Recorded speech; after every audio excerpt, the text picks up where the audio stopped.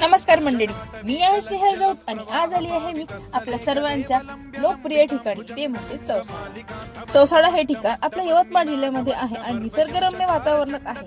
हे वरती टेकड्यावर वसलेलं आहे. चौसाळा या जागेचं नाव चौसाळा कसं पडलं हे मी तुम्हाला आज सांगणार आहे.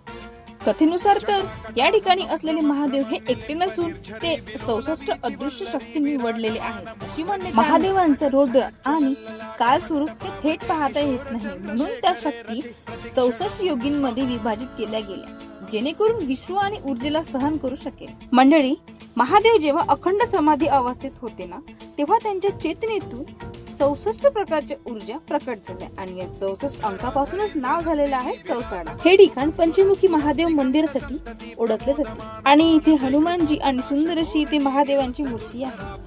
हे ना एक निसर्गरम्य पर्यटन स्थळ आहे आणि प्रसिद्ध आहे ते म्हणजे धार्मिक ठिकाणासाठी.